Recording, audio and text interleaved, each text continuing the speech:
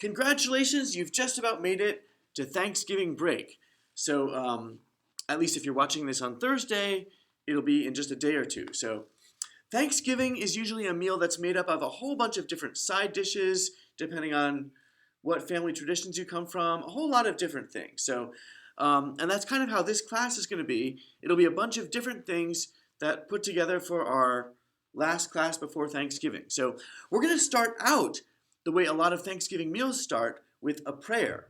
Today's prayer goes like this: Dona nobis pacem. There, you got it? Oh, you were expecting a prayer in English.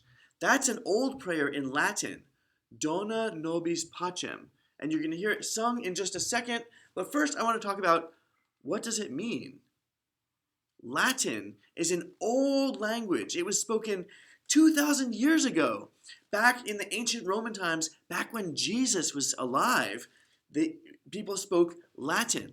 So now a lot of people think of Latin, Dona nobis pacem. It's an old dead language. Why are we bringing it up? Well, actually, even though nobody speaks it anymore, some of those words are passed down to us in English. And 2 out of those 3, we have roots that we still use today. So the first, dona, meaning to give us peace. Dona, if you've ever been asked for a donation or made a donation, usually they're talking about money, but it's a gift. You are giving something. I have been a donor because I've given a donation of money. I've also given a donation of blood, right, to help someone who's sick. Dona, so that word still is in English. So dona, the first word. Nobis, I'm going to skip because that one doesn't really translate into English so well. Pacem, the third word, meaning peace. Pax or pacem starts with P-A-C. And there's several words in English like pacifist. If someone is a pacifist, they're in favor of peace. And even our word peace kind of comes from that ancient Latin root word. So Dona nobis pacem is our prayer for today. And you're going to hear it sung. So listen, it's in 3 parts. If you can catch, there's teeny little numbers in there. There's part 1, part 2, and part 3. If you don't catch those, it's okay. It's basically every 8 measures is a new part of the song. So listen to it, and then we'll talk about it.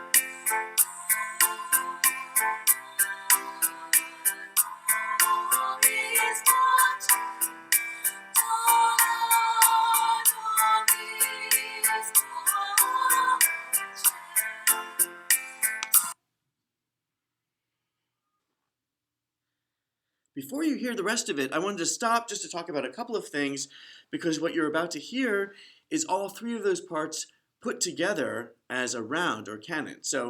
But before that, now there's a lot of different ways you can listen to music, right? That's one thing that makes it pretty cool, is you can go from a casual listening, like you're just sitting back like, ah, that sounds pretty, right? That's where you're not putting much thought into it. You're like, I like that piece, it's pretty. Then you can also dig into it on different levels, and the more you dig in, the more there is to discover. So, for instance, you can think about the beat and the rhythm, and then there's the melody and the harmony, and then there's lyrics on top of it. Woo! A lot, right? So let's just talk about, what if we talk about the beat, right? Dona nobis. Well, that's the beat, right? The beat in that piece is organized in 3s, right? 1, 2, 3, 1, 2, 3. So that's another level of thinking of the music, that it's in 3. All right. So now let's talk about the pitches, right? In this piece, this is our do, right? Do, re, mi, fa, sol, la, ti, do. We've done that before. Or you can use numbers. 1, 2, 3, 4, 5, 6, 7, 8 is the same as 1. Whether you use numbers or the do, re, mi, sol, fa, it doesn't really matter because it sounds the same, right? So if this is our do or note 1, there's something called the triad, which we've talked about many times before, right? Do, mi, so. 3 notes that are skipping, right? Now it's not do, re, mi. Those are 3 notes in a row, but that's not really what we think of as the triad. Because if I play those together, it's a little bit of a clash, right? The actual triad, do, mi, so. Just you can see it on the piano, right? I'm skipping do, mi, so, or 1, 3, 5. Those are the notes of the first part, right? Do, na, right? It's like do, so, mi, or 1, 5, 3. Oh, those are 3 notes from the triad, right? I did say the triad's important, right? So it starts right out with highlighting that triad. Now, so let's talk a little bit more about the first part of it. Do, na, no, bis, fa. So let's see, if I play just that chord underneath it, it's going to sound funny at one point, right? Do, na, no, bis. Well, that's a little bit of a clash, isn't it? It is. As it turns out, there's another triad to talk about. So we've had do, re, mi, fa, so. Now I'm playing a second triad. I know this is a little complicated, but you know, it's Thanksgiving and I'm just diving into it. All right. So here we are. This is the mashed potatoes and the stuffing. So if I've got do, re, mi, fa, so, that's our first triad, right? Do, na, do, re, mi, fa, so. Now I'm starting a triad on that. This is actually the 5th note up, right? Do, re, mi, fa, so, or 1, 2, 3, 4, 5. Now watch me play those 2 triads. See if there's one note that's the same.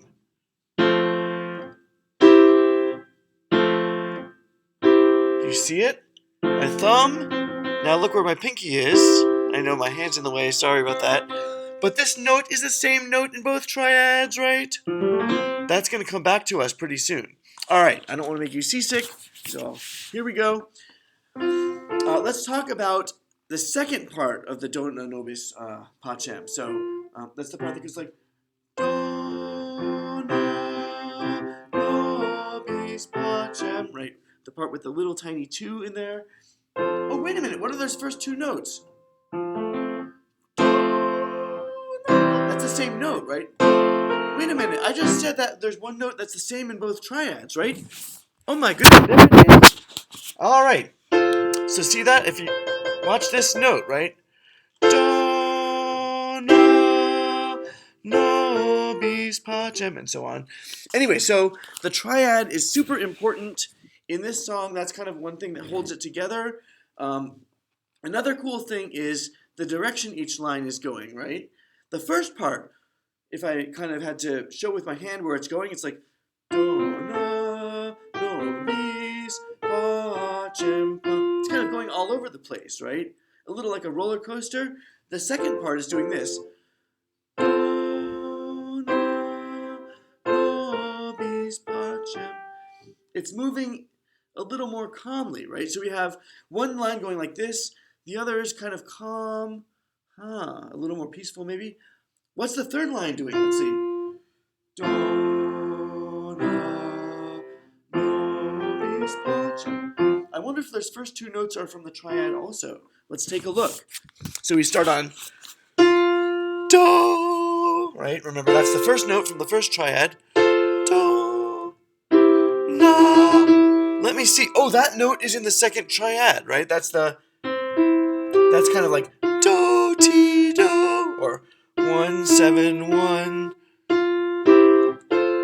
Anyway, so I don't have time to talk about the whole thing forever and ever because I could probably talk about this piece for hours, but we want to get on to the rest of our Thanksgiving meal. But anyway, just to show you that this piece is well written. We don't know who wrote it. It was a long time ago. It's kind of one of those traditional things that's been passed along from person to person, but it's very well constructed. Each line is interesting in itself, but the way they all fit together using the triads makes for a great round. So, all right. So now you get to hear all 3 parts put together. So try to think of that, the triad, and also notice that each part ends back on do, right? Whether you're singing the first part or the second or the third, they all end on that super important do.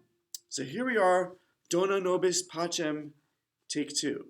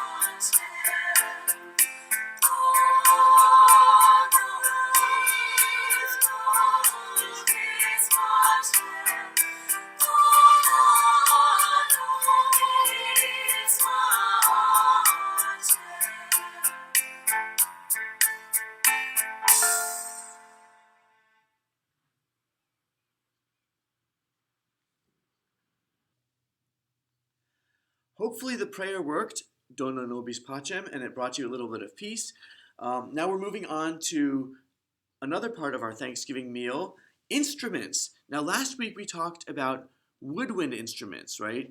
They were made out of wood at one time or another. Some of them still are, right? Flute, clarinet, oboe, bassoon, recorder. Now I don't play any of those instruments except recorder a little bit, but I found, so I couldn't demonstrate for you, but I found a video of a clarinet player talking about his instrument, how it makes the sound, and some of the different kinds of music that he can play on it. So I thought you would enjoy watching that. Here we are, the clarinet. Hi, my name's Don Ross. I'm here today to talk about the clarinet, my favorite instrument. The clarinet's been around for about 300 years. Early ones were made by Johann Denner in Germany, and then it's been gradually developed over the years. Most of these keys came in about 150 years ago. And it's produced an instrument with this glorious, expressive, warm sound. Or we can also do really penetrating and exciting kinds of sounds. The way it works is we have this reed here that's cut from a cousin of bamboo called a rhododendron from France. And if it's moistened, put it on the mouthpiece like that. And what's going to happen when I blow in here is the reed's going to start to move, and it's going to open and close. And it's going to change just this stream of air I'm blowing into a pulse of air. Like, but if I could do that 300 times in a second, it would make this.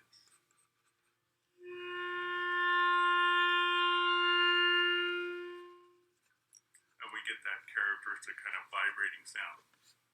And we can make all kinds of sounds, like from really low to super high one, just like a flute or violin can.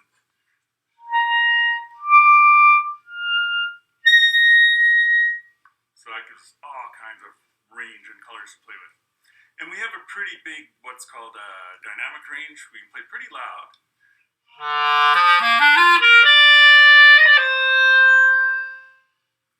clarinets can play super soft too. We're the only ones that can really.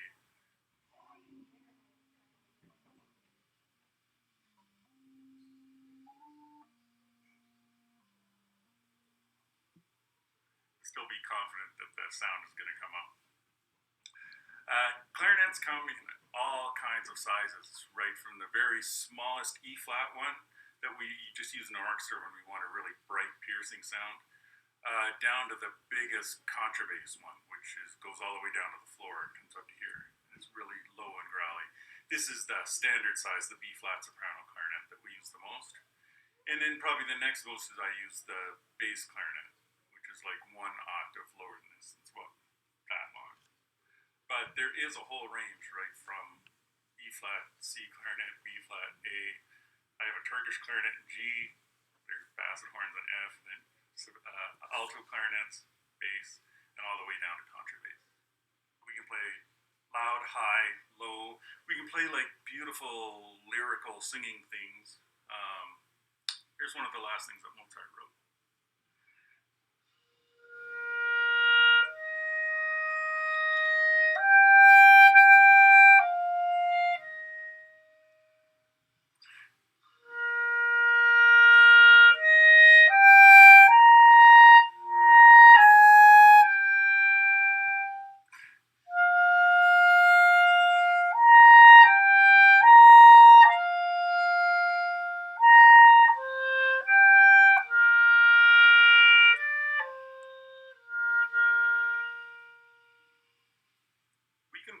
As fast as anyone else. So they quite often give us the coolest, fanciest things to play.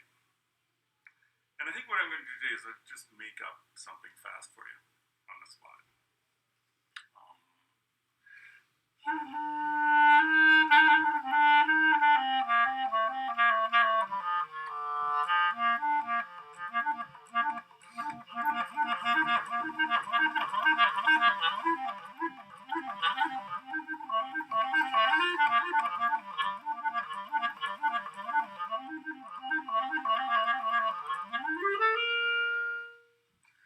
That showed you some of the lower notes that we can do.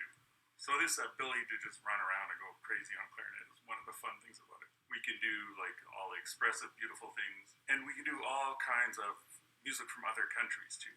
I play in a gypsy jazz band where you play a lot of Turkish music, which is kind of a different sound. Then we kind of make it a little bit harsher.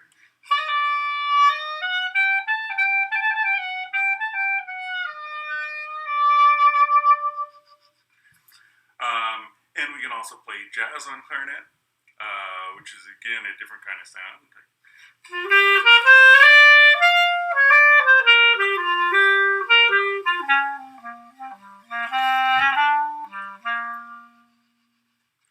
So one of the most versatile instruments in the orchestra.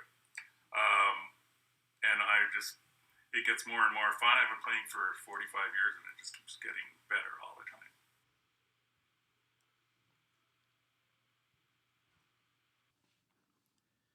Now we're moving on to the last dish in our Thanksgiving meal, more about woodwind instruments and how you can try making some woodwind sounds at home, because everyone's at home over Thanksgiving break, right? So, all right, the clarinet player was talking about how he put something into his mouthpiece at the beginning. Now, I don't have a clarinet, so I can't show you, but he put something in his mouthpiece that would vibrate back and forth many times to make the sound, right? That's called a reed, right? Most of the woodwinds, whether it's bassoon, oboe, clarinet, saxophone, they all use a reed.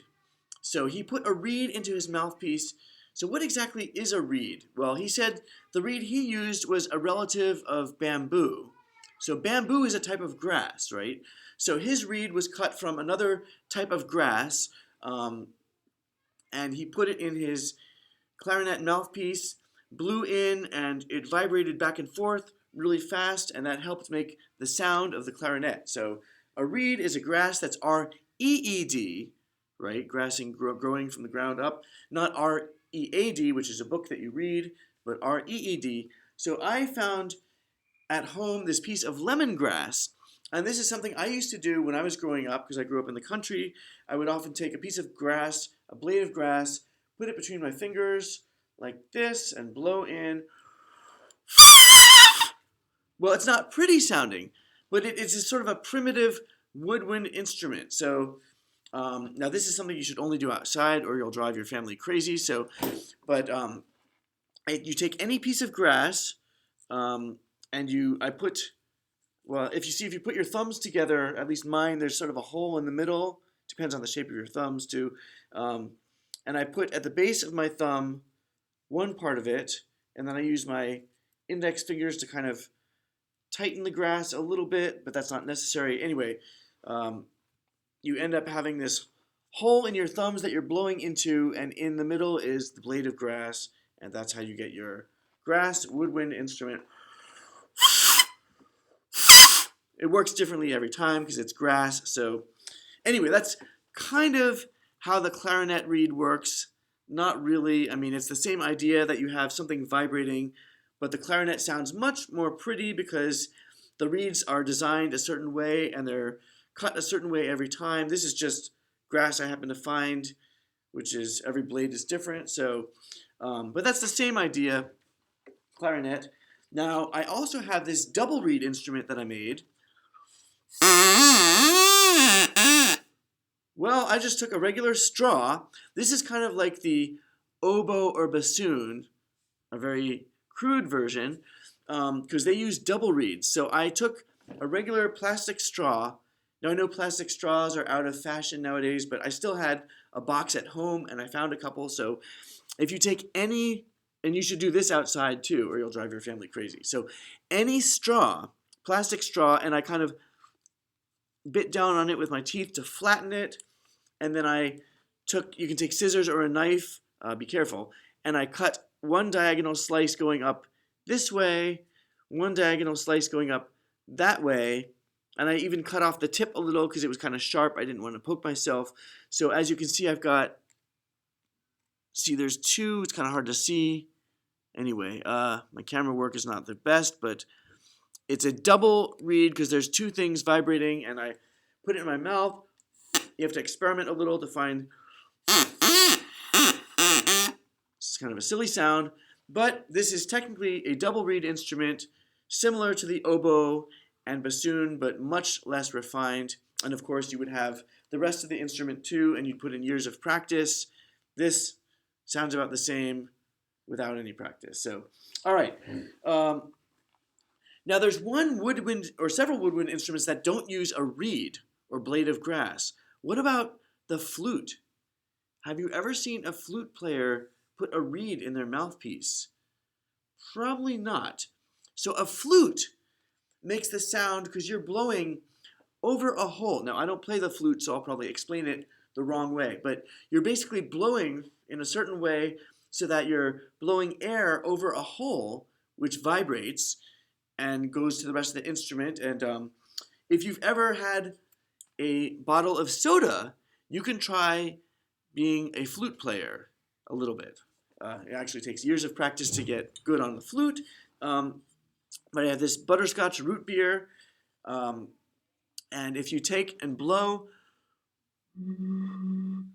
it's a lot easier to get a sound on this than a flute, although there's a lot more you can do with a flute. With this, you just get one sound, but I'm blowing air, right? The air goes over the top and vibrates a little bit. It kind of goes down in here and vibrates some more and comes back up.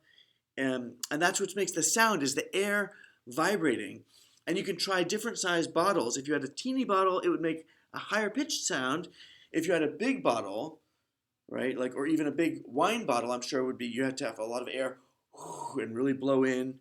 But that's how, basically how the flute works, although most flute players would disagree. There's a lot more going on than that, but that's, you're blowing over a mouthpiece, which vibrates the air. So crash course on the flute. How about recorder? Now I said that's a woodwind instrument too, right? Because this is made out of wood. This is my first recorder I got in 5th grade, I think. I'm not sure. Anyway, the recorder, now mine comes apart. Let me just show you. The mouthpiece, there's no reed, but it's basically, it's a woodwind because it's made out of wood. It's basically a whistle, right? You've all seen a whistle before, right? If I blow in, that's all I get. It's just one pitch, right? Kind of like what teachers use or police officers. Theirs is even higher, but they have a whistle. The whistle is basically the recorder mouthpiece, and when you put it on the rest of the recorder, then you have a bunch of holes, which is what actually all the other woodwind instruments have this too, but I don't have oboe or flute or clarinet, just the recorder, so I'll show you the same basic idea though. When you blow in, the air is vibrating, and then the more holes you cover up, this is with all woodwind instruments, the more holes you have covered, whether it's holes or keys, the longer the column of air and the lower the sound, right? So I'm going to cover up all the holes on this recorder. Let's see if I've got myself ready to play or not. That's the lowest that this recorder can go, right? It can't go any lower than that. If I start uncovering holes one by one, I go up higher and higher, right? And so on, because the column of air is shorter and it's a higher pitch. So that's your crash course in woodwinds. Let's see, I also have this tin whistle, which is the same idea as the recorder, except the body's made out of metal. It still has a wood mouthpiece. Same thing, I got this in 4th or 5th grade. You blow in.